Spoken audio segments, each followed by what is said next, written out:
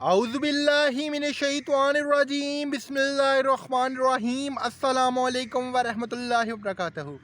हाज़रीन और सामीन, कैसे हैं आप सब लोग। मेरा नाम आतिफ़ सलीम भट्ट है और मेरा ताल्लुक़ फ़ैसलाबाद पंजाब पाकिस्तान से है। आप सब लोग मेरा यूट्यूब चैनल देख रहे हैं। आप सबसे इल्तमास है कि आप सबको अगर मेरी वीडियोस पसंद आ रही हैं तो बराए मेहरबानी बेल आइकन पर प्रेस करें। इसके अलावा लाइक और कमेंट बॉक्स में भी अपने ख़यालात का ज़रूर इज़हार कीजिएगा। आप सबकी दुआएं मेरी ज़िंदगी का बहुत अहम हिस्सा है। अपनी नेक दुआओं में मुझे भी याद रखिएगा। चलिए जनाब, आज के टॉपिक की तरफ चलते हैं। आज मुझे आप सबसे जिस बारे में बात करनी है वो ये बात करनी है कि जिस माशरा में अदलो इंसाफ जो है वो ख़त्म हो जाए, उस माशरा का तबाही और बर्बादी कैसे मुकद्दर बनती है।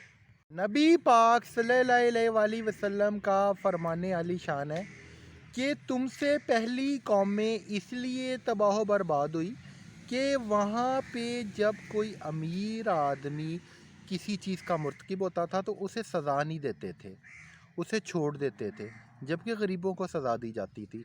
जबकि हमारे प्यारे मज़हब इस्लाम का दर्स क्या है कि सबको आपने यकसा साथ लेके चलना है।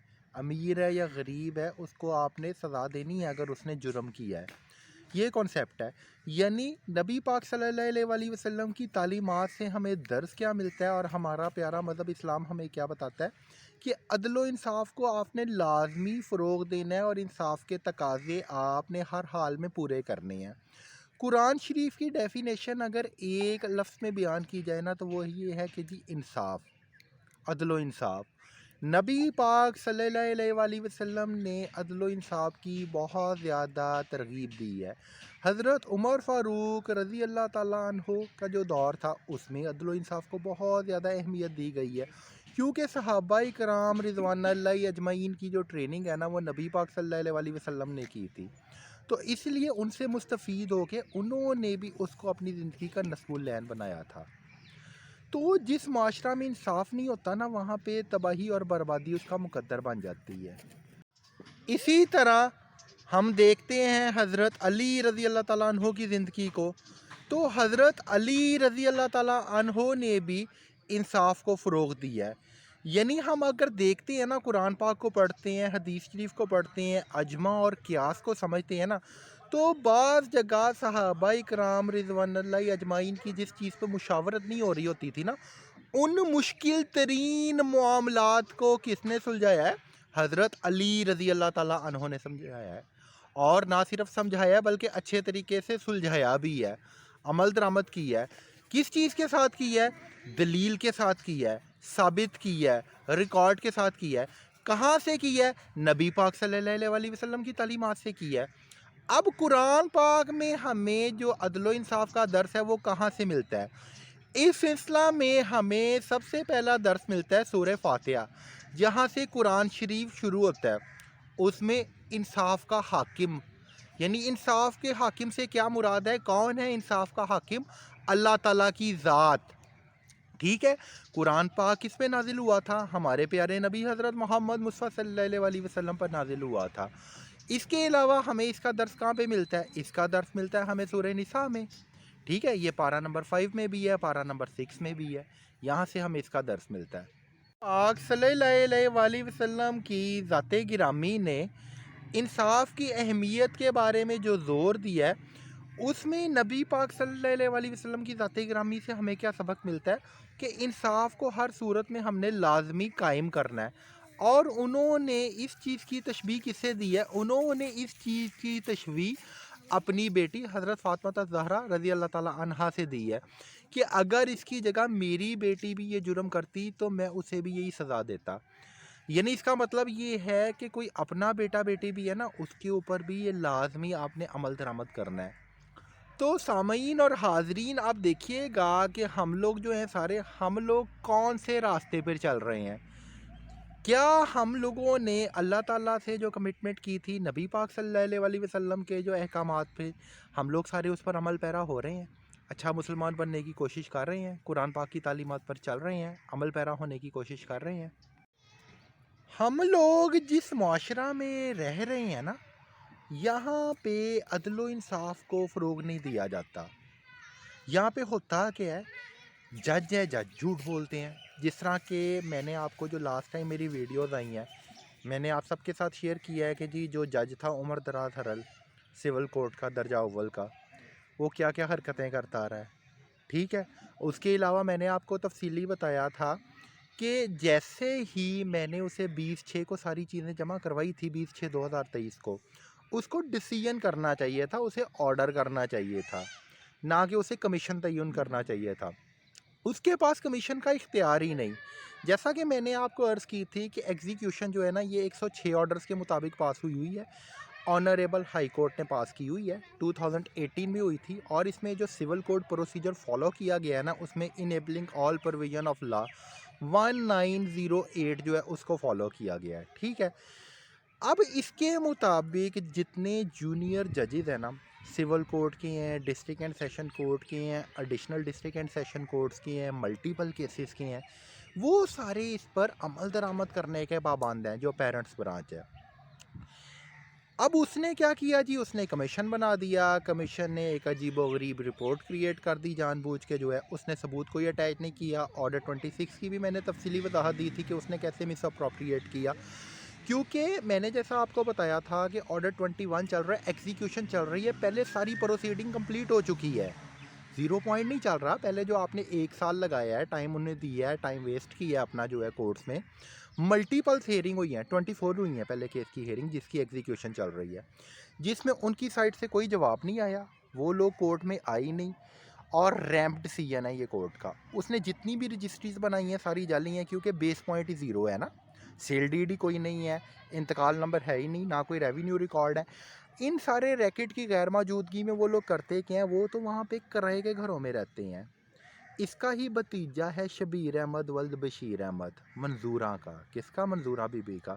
यानी फैमिली बिजनेस क्या है कि फ्रॉड करना, फ्रॉडुलेंट एक्टिविटीज़ करना, जिसका मैंने आपको तफसीली मोटिव बताया था।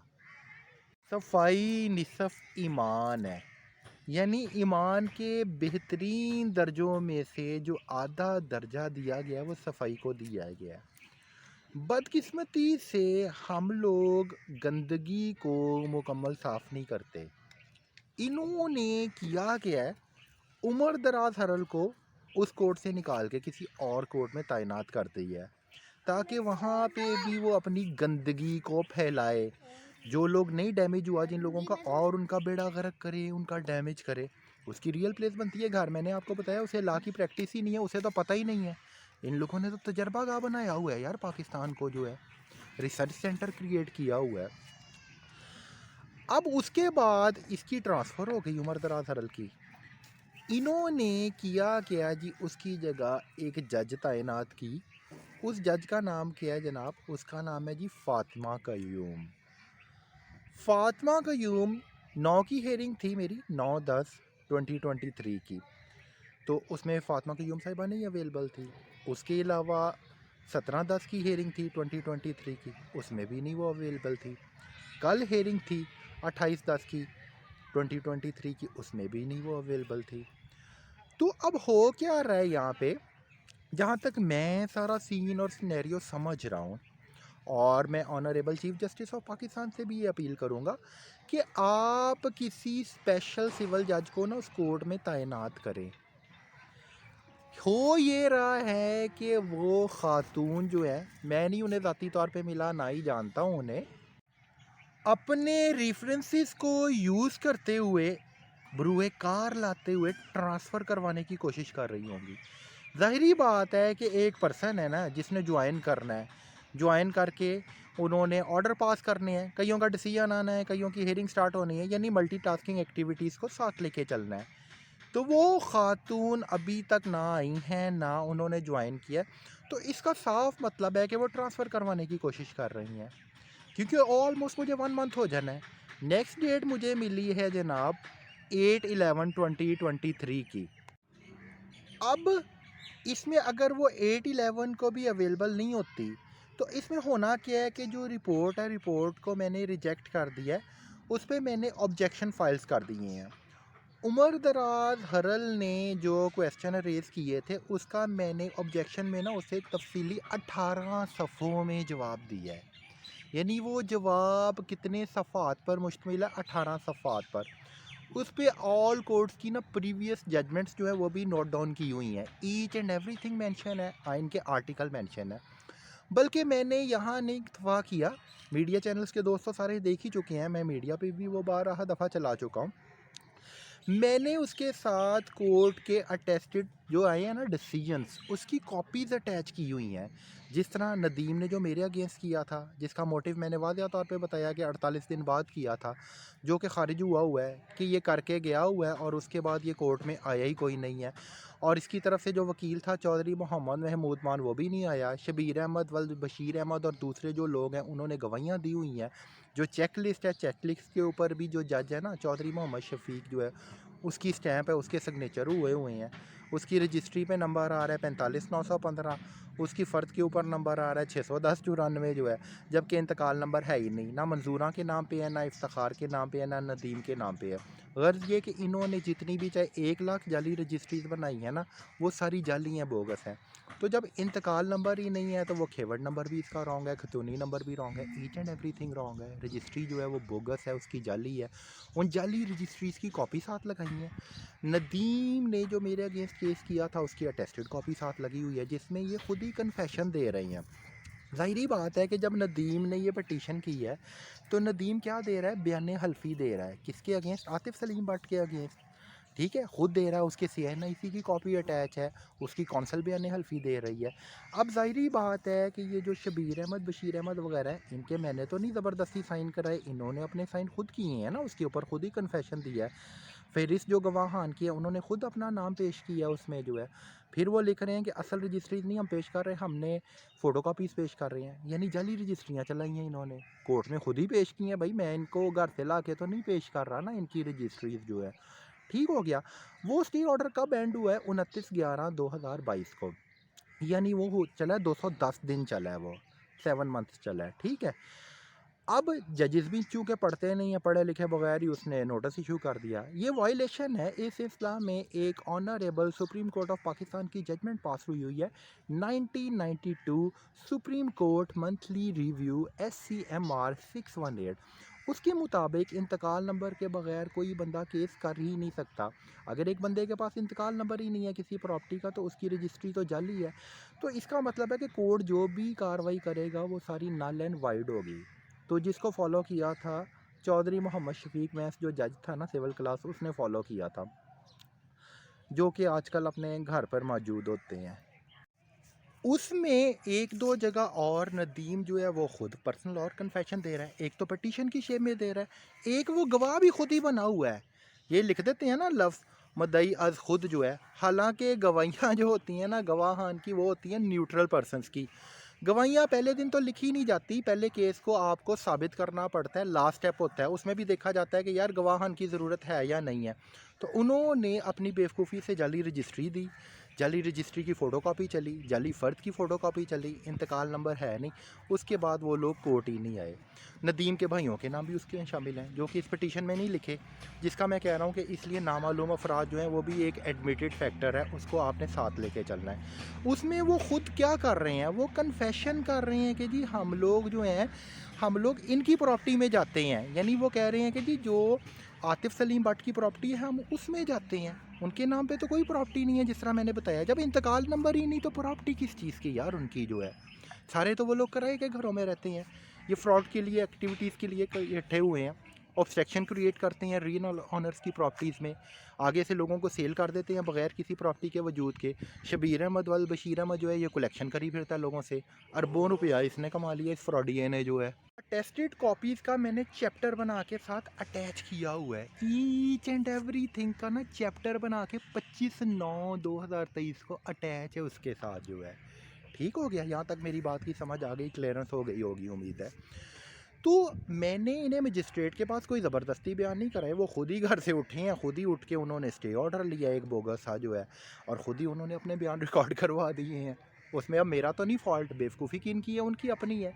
एक अटेस्टेड डॉक्यूमेंट जनरेट हो गया जिसमें वो खुद कन्फेशन कर रहे हैं, खुद एडमिट कर रहे हैं। कहाँ कर रहे हैं? सिविल कोर्ट में कर रहे हैं, जज की स्टैंप लगी हुई है, लेटर ऑन केस खारिज हो गया, ठीक हो गया जी। तो इसका मतलब ये है कि अगर उन्होंने फर्दर कोई एक गवाही देनी है या कोई और चीज़ करनी है ना, या फ़र्ज़ करें जी वो कोर्ट में कोई जवाब भी अपना एंटर करते हैं, तो वो जवाब क्या होगा? झूठ होगा, वो काउंटरफेड बनेगा, क्योंकि शबीर अहमद वल बशीर अहमद की तो अपनी स्टेटमेंट नहीं मैच कर रही। अब वो जवाब में क्या लिखेगा जी? कि मैं नहीं कर रहा था, जबकि मजिस्ट्रेट के पास तो वो बयान रिकॉर्ड करा चुका है। तो वैल्यू कौन से बयान की है जो कि केस खारिज हुआ था बाद में, क्योंकि उसकी प्रोसीडिंग मुकम्मल हो चुकी है, जो मजिस्ट्रेट के जिस पे स्टैंप और सिग्नेचर है उसकी वेटेज है। यहाँ तक मेरी बात की समझ आ गई? पहला डिसीजन हुआ था ना, तो उसमें मेरी रजिस्ट्री की वेरिफिकेशन हुई थी, रजिस्ट्री पे जज साहब ने स्टैंप लगाई थी, अपनी फ़र्द की भी वेरिफिकेशन हुई थी, फ़र्द पे भी स्टैंप लगाई थी। इसने ही लगाई थी, उमर दराज हरल ने जो है। एक्स पार्टी डिसीजन हुआ था, मेरे कॉर्नर प्लॉट का तयन कर दिया था। टाउन डेवलपर जो हैं उनके बेटे खुद आए थे, उनकी कौंसल भी आई थी, पर्सनली भी वो रिप्रेजेंट हुए थे, उन्होंने आके बाज़ाब्ता तौर पर तयन करवाया था। इसलिए ये कौन सी कैटेगरी में है? रैंप कैटेगरी में जो है। तो ऐसे में कोई बंदा मुंह उठा के अगर कर देना, ज़ाहिरी बात है कि ये लोग विलेजेस के एनवायरनमेंट में तो पड़े होते हैं, सेंस होती कोई नहीं है इन लोगों को, बंदे पे चंदे का पता नहीं होता, बगैर सोचे समझे अपने टाउटों के सर पे ये केस कर देते हैं। पहला कन्फेशन और एडमिशन कहाँ पे हो चुका है जनाब? उसका डिस्ट्रिक्ट एंड सेशन जज के पास। उसने खुद की है, अपने प्रेजेंट में की है, खुद भी वो प्रेजेंट होता रहा है, उसकी कौंसल होती रही है, ठीक है, नदीम समेत इन सब का। सेकंड फेज़ की तरफ चलते हैं। सेकंड जो मैंने उसमें अटेस्टेड कॉपी अटैच की है वो की है जस्टिस ऑफ पीस की, 22A 22B की जो रेट है ना CRPC की, उसमें ये क्रिमिनल कोड में भी शबीर अहमद वल बशीर अहमद और इसका वकील यही था रिजवान उमर अवान, उसके साथ आए हैं, ये पेश हुए हैं।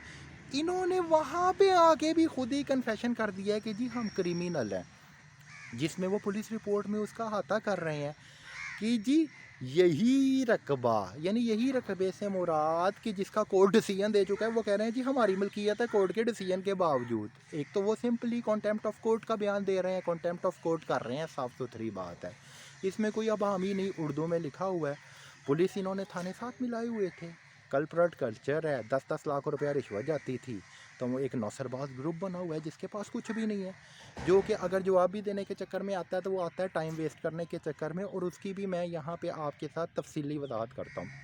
उसमें वो क्या कह रहे हैं, यही रकबा इल्ज़ाम इलियान आए, इल्ज़ाम इलियान के नाम क्या थे उस पटिशन में जस्टिस ऑफ पीस की?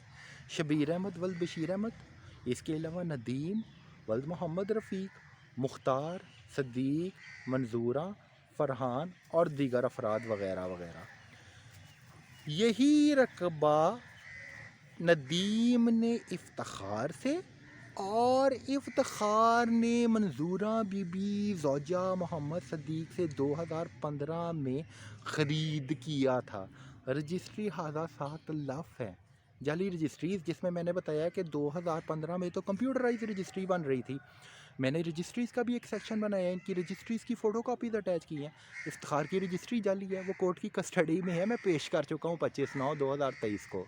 अब इसमें भी एडमिटेड फैक्ट्स क्या है, ये खुद मान रहे हैं, उस पर तमाम पुलिस ऑफिशल्स के साइन है, सुपरिटेंडेंट ऑफ पुलिस के साइन है, मोहम्मद नबील खोखर होता था वो, उसके साइन है, उनके station house officer Waheed Shahid के साइन है, उनके डिस्ट्रिक्ट एंड कंप्लेंट ऑफिसर के साइन है, उनके सिटी पुलिस ऑफिसर के साइन है, वो भी बदकिस्मती से अब टर्मिनेट हो चुका है, गुलाम मुबशर मैकन होता था।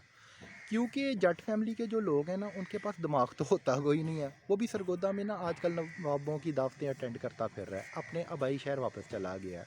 गुलाम मुबशर मैकन होता था जी, ठीक है, इससे पहले शेखुपुरा में रहा है। तो माशाल्लाह करप्शन की तो इंतहा की हुई है इन लोगों ने।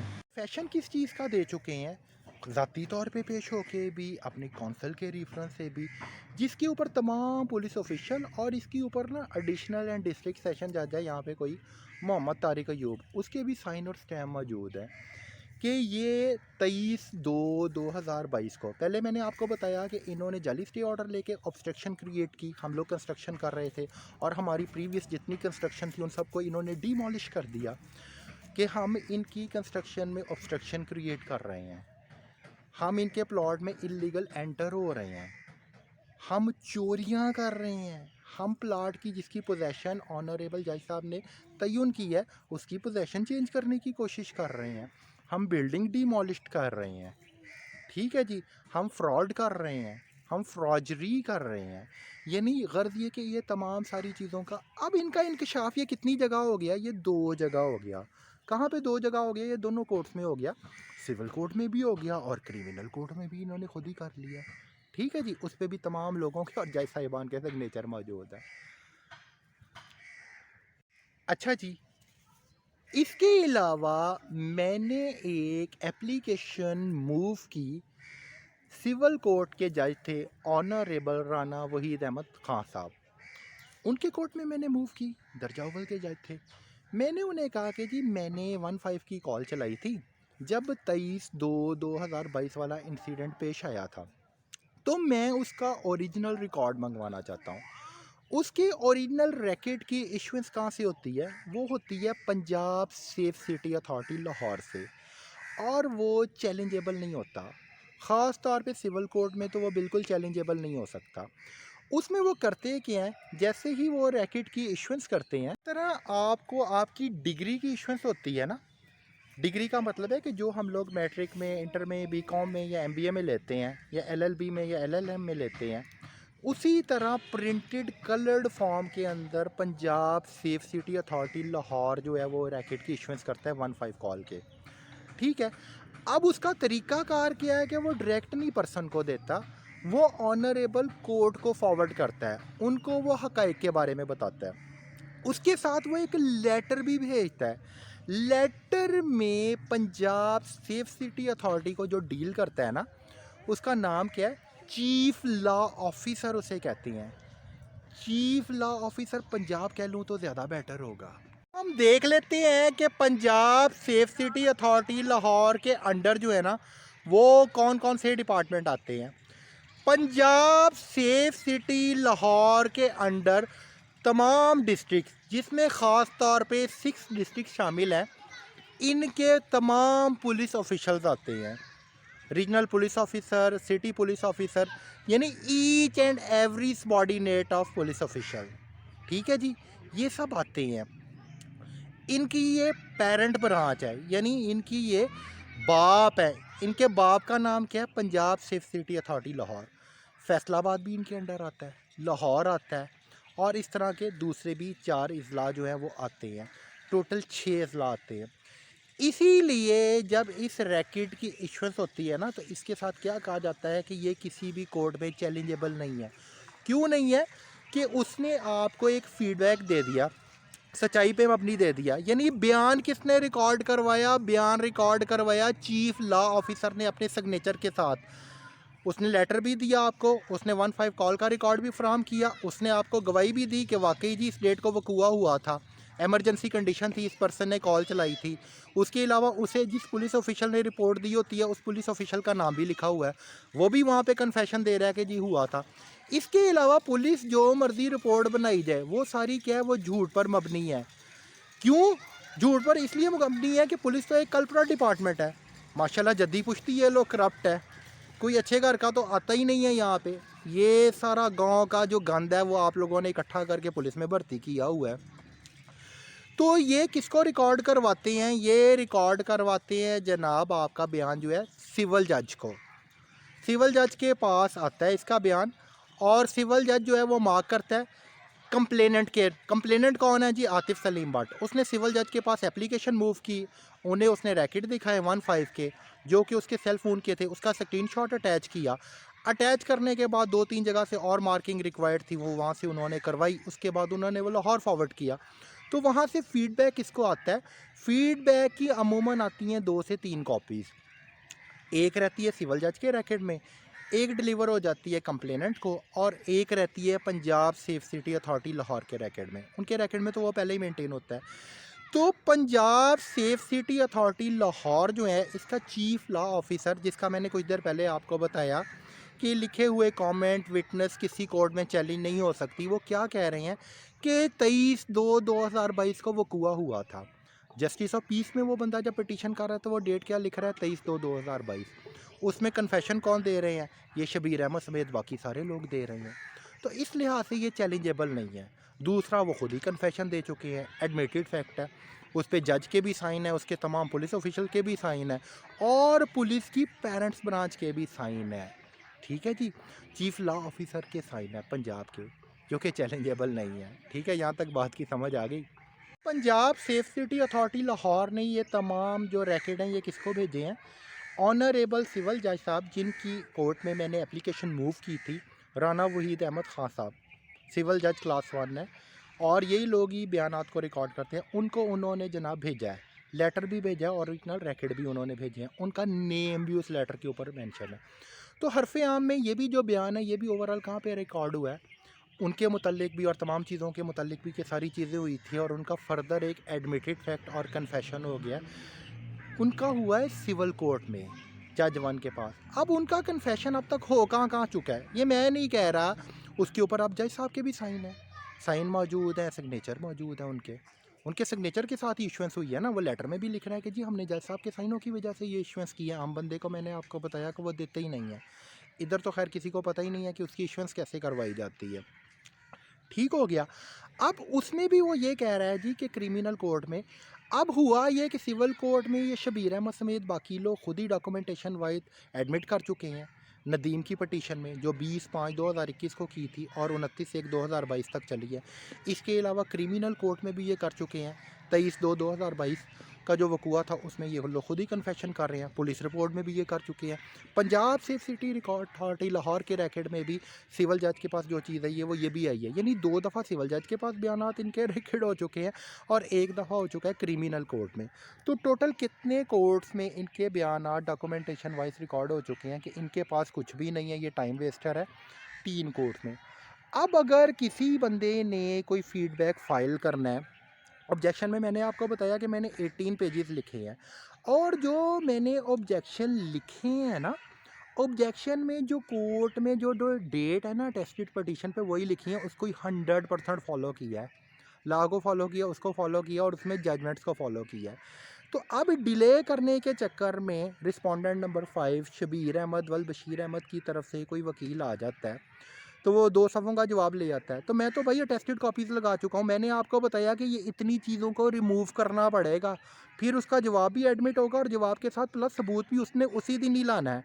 8/11 को 2 सफ़े नहीं लेके आने उसने, क्योंकि मैंने बताया ना पढ़ने पढ़ाने की आदत नहीं है। फ़ाइल उसने देखी नहीं है, उस पर उनकी जाली रजिस्ट्रियाँ लगी हैं, ये सारी अटेस्टेड कॉपी लगी हैं। इसका एक अलहदा चैप्टर बना के मैंने जमा कराया हुआ है कोर्ट में 25/9/2023 को 15 कॉल रिकॉर्ड का, बशर्ते कि ये लोग टेम्पर ना कर दें। इसके अलावा पटिशन्स का अलहदा चैप्टर है, रजिस्टर्ड पुलिस कंप्लेंट्स का अलहदा चैप्टर है, जिसमें पुलिस के अपने बयानात ही मैच नहीं कर रहे। पुलिस खुद काउंटरफेट क्राइम की मुर्तकिब है, कि पुलिस खुद कह रही है कि हम भी क्रिमिनल है। ठीक है जी, हत्ता कि इनका जो वकील है ना रिजवान उमर अवान, वो खुद कन्फेशन दे रहा है कि जो जी मेरे क्लाइंट है वो सारे क्रिमिनल हैं। तो अगर मैं कहूँ रिजवान उमर अवान भी क्रिमिनल है तो वो क्रिमिनल है ना। जस्टिस ऑफ पीस में इनका वकील कौन था? रिजवान उमर अवान। तो जो चीज़ या जो मैं बात कर रहा हूँ, मैं नहीं बात कर रहा भाई, वो कोर्ट में साबितशुदा चीज़ें हैं, वो भाई जजेस ने डिसीजन दिए हैं, पुलिस की पेरेंट्स ब्रांच ने दिए हैं। किसको फीडबैक दिया जी? चीफ लॉ ऑफिसर को दिया है, चीफ लॉ ऑफिसर से पहुंचा है जी वो सिविल जज को पहुंचा हुआ है। तो इन्हें वो सारी चीज़ें रिमूव करनी पड़ेंगी और 2 सफ़े लिख के ले, मैं तो जवाब अब कर चुका हूँ। उसके अलावा विटनेसेस अलहदा हैं, जिन लोगों ने वो अपना वकूआ देखा था, चश्मदीद गवाहान की, वो भी न्यूट्रल पर्सन की है, मदई खुद नहीं गवाह बना हुआ। ठीक है जी, वो भी रिकॉर्डेड है। जाली रजिस्ट्री हैं, इंतकाल नंबर नहीं है, पंजाब लैंड रिकॉर्ड अथॉरिटी का जो रिकॉर्ड है वो भी वहाँ से मंगवा के उसका एक अलहदा चैप्टर बनाया हुआ है। इसके अलावा चूँकि जजिस को भी नहीं पता होता, जिस तरह ऑर्डर 21 का है, उनको एक अलहदा असिस्ट किया गया है। इसमें मैंने हाइलाइटर से हाईलाइट किया था कि ये लॉ कहाँ से ड्रिवन हुए हैं। वैसे तो enabling all provision of law चल रही है, ठीक है जी, कैसे कैसे क्या क्या करना है, और प्रेयर में भी ईच एंड एवरीथिंग रखा हुआ है। क्योंकि इसकी जो पुप्पो है ना मंजूरा तो 1 साल में दे ही नहीं सकी, जो 1 साल पहले प्रीडिंग हुई है। इसके अलावा इन्होंने नदीम की नदीम में भी इनकी साइड से कोई नहीं आया, क्योंकि रजिस्ट्रियाँ ही जाली है, इसके पास तो है ही कुछ नहीं, ये किराए के घर में रहता है, तो ये आके टाइम वेस्ट करने की कोशिश करेगा। अब मैं कुछ एक और अहम पहलू की तरफ चलता हूँ, फेज़ 3 की तरफ, जिसमें मैं honourable supreme court of Pakistan को असिस्ट करना बहुत ज़्यादा ज़रूरी समझता हूँ। जैसा कि मैंने बताया कि उसने उमर दराज हरल ने ये केस इस तरीके से साबित करवाया अपनी बेवकूफ़ी की वजह से कि जैसे कोई मर्डर का केस होता है। हालांकि मैंने तो उसे कह रहा था कि यार सिंपल लिखा हुआ है उसमें कि अगर वो बंदा आपको सिंपल आके भी कहे ना, डिग्री तो वो जो पहले पास हुई हुई है, आपने उस पर अमल दरामद कराना है। किसकी फेवर में हुई हुई है? आतिफ सलीम भट्ट के। वो किसी का नाम भी दे दे, एवरी पाकिस्तानी सिटीज़न के ऊपर वो एप्लीकेबल है। तो आपने उसकी अमल दरामद करवाना है, उसकी तामीरात समेत जो वो चीज़ें मांग रहा है एज़ पर प्रेयर देनी है। ठीक है।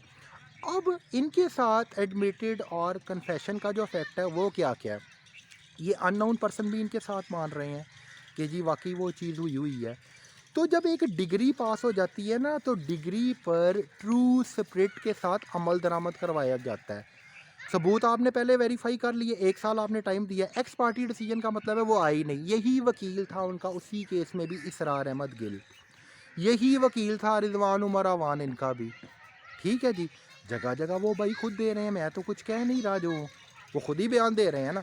तो अब ये जुडिशल चीज़ों को इन्हें रिमूव करवाना पड़ेगा, जो कि नामुमकिन है। वो खुद ही कन्फेशन कर चुके हैं। तो वो आएंगे, 2 सफ़े लिख के ले आएगा, तो उनको टाइम देने ना बैठ जाना, सबूतों को पहले परख लेना। उसे साफ कहना कि जनाब आप अपनी रजिस्ट्री लेके आए, हमने आपकी रजिस्ट्री वेरीफाई करवानी है। नहीं तो उसे नेट कैश मंगवाना शबीर अहमद के वकील से, और जो मेरा नुकसान कराया वो पूरा करवाना, 4 दफ़ा जो डिमोलिश किया इन्होंने जो है।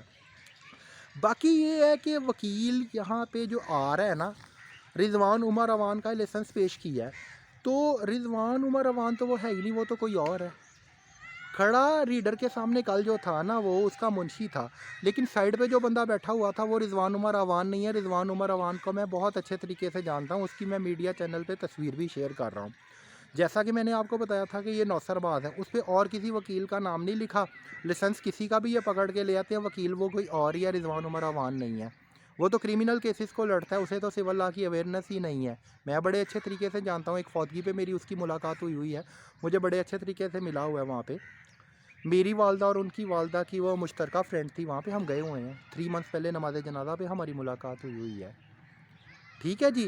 तो अगर 8/11 को इसने आना है तो इसे कहना है कि असल रजिस्ट्रीज लेके आपने वेरीफाई करवानी है, ताकि बात ख़त्म हो। और अगर ये जो आप फाइल करता है, तो जैसा कि मैंने कहा कि वो गलत बयानी होगी ना, इसकी मिस मैचिंग होगी। मैंने तो वो सारी डेट्स को वही फॉलो किया जिस डेट पे शुरू हुई और जैसे जैसे डिसीजन आया।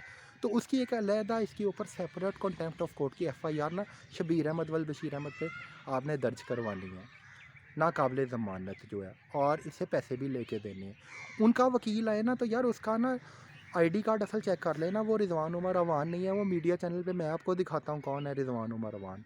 जज़ाकल्लाह खैर, टाइम ना मेरा वेस्ट करना, और जल्द अज जल्द इसका डिसीजन करें। अब मैं honourable supreme court of Pakistan से मुखातिब हूँ। अब जज तो अवेलेबल ही नहीं है, या तो भाई जजेस डर रहे हैं, आना नहीं चाह रहे, इंसाफ को नहीं प्रमोट करना चाह रहे। तो आतिफ अकेला तो नहीं ना जलीलो ख्वार हो रहा, कितने सारे लोग हैं जो जलीलो ख्वार हो रहे हैं। कम अज़ कम ये 70% के तो केसेस पर डे अटेंड करते हैं। तो ऑलमोस्ट उन्हें 1 मंथ होने वाला है, तो उनके ऑफ डेज ही चल रहे हैं। इसके अलावा दिसंबर में विंटर हॉलीडेज़ आ जानी है। जब जज जो है कि एक अहम काम के लिए आ सकते हैं, तो ऑनरेबल जुडिशरी ने जब पास किया कि ये 24 घंटे के एम्प्लॉई हैं, इन्होंने जब ज्वाइन किया, इनकी जॉब डिस्क्रिप्शन में लिखा है, तो किसी को भी बिठाएं और इस केस का ना डिसीजन मेरी फेवर में करवाएं, और डिग्री की इम्प्लीमेंटेशन कराएं, और एज़ पर प्रेयर जो मैंने चीज़ें मांगी हैं सारी मुझे दिलवाएं। जज़ाकल्लाह खैर। अल्लाह ताला आपका और मेरा हामी नासिर अल्लाह निगहबान।